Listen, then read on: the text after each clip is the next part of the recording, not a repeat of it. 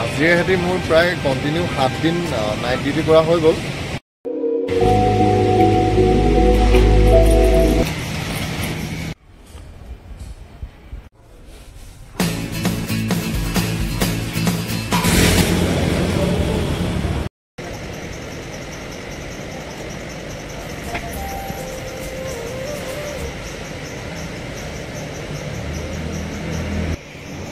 কেণ্টিনৰ মানুহজনে আজি 9:30মান বজাত আহি চাহ আৰু বিস্কুট আমাক দি থৈ গ'লহি।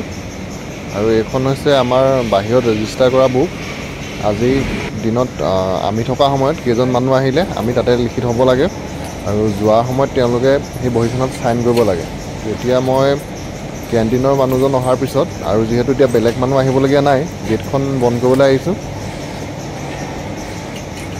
বাকীখন গেটত আগতীয়াকৈ বন্ধ কৰিলোঁ। এতিয়া মেইন গেটখন বন্ধ কৰিবলৈ আছে, তো এই মেইন গেটখনত এতিয়া বন্ধ কৰিবলৈ লৈছোঁ। 12:35 হৈছে আৰু মই এতিয়া কোম্পানীৰ আগফালে গেটত আছোঁ। 1 বজাত ষ্টাফৰ মানুহখিনিক চাহ দিবগৈ লাগিব।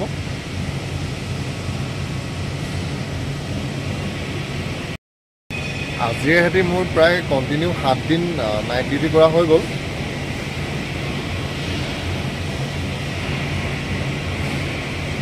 নাইট ডিউটিত কাম বেছি নাথাকে, খালি ৰাতি 8টাৰ পৰা ৰাতিপুৱা 8টালৈকে এনেকৈ সাৰ পাই থাকিবলগীয়া হয়। 1 বাজিলে আৰু এতিয়া মই যাওঁ এম্প্লয়ীক চাহ দিবলৈ।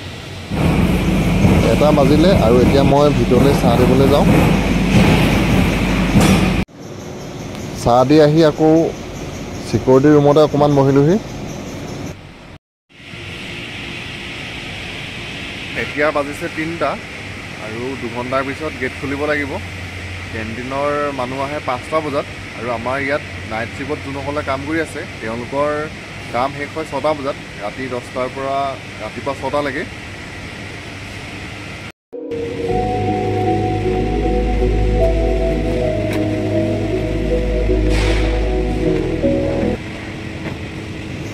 সময়টো এতিয়া ৰাতিপুৱা 4:40মান হৈছে আৰু মই আহিছোঁ মেইন গেটখন খুলিবলৈ।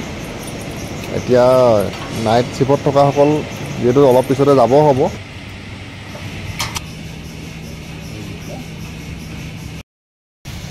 আজি ৰুমত ভাতটো অকণমান দেৰিকৈ খামগৈ। ইয়াতে দোকান এখনত পুৰি খাবলৈ লৈছোঁ। 6খন পুৰি আৰু চব্জি 60 টকা লৈছে। আজিও কামৰ পৰা অহা 1 ঘণ্টা দেৰি। ষ্টাফৰ মানুহ কমি থকাৰ কাৰণে আজিও দেৰি হ'ল।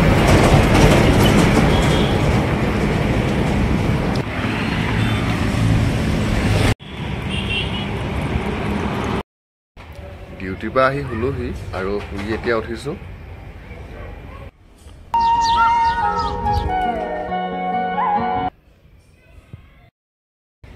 আজি ৰাতিপুৱা ভাত খোৱা নাই আৰু এতিয়া অকণমান বাহিৰলৈ ওলাই যাওঁ। तो फिर तुम क्या चाहते हो लाइफ से बनी? रफ्तार।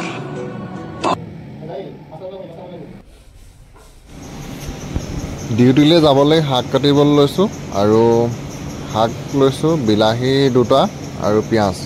বিলাহী লৈছিলোঁ যদিও শাকত দিয়া নহ'ল। ডিম ভাজিলোঁ, তাৰপৰা দেৰি হোৱা দেখি আজি দাইল বনাবলৈ নহ'ল, ডিমে সৈতে ভাত খাই গ'লোঁ। এইফালে আলু কাটি লোৱা হৈ আছিলে, আলু ভজা নহ'ল। তো কালি গধূলি অনা মাছ আছিলে, মাছ আৰু সেইফালে ডিম ভাজি।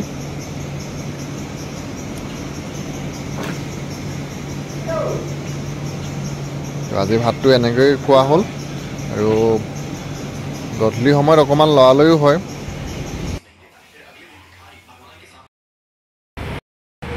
ৰুমৰ পৰা কামলৈ ওলাই আহিলোঁ আৰু এইফালে ৰাস্তাটো এতিয়া পাৰ হ'ব লাগিব। ইটো চাইডে ইয়াৰ পৰা অলপ দূৰ যাব লাগে।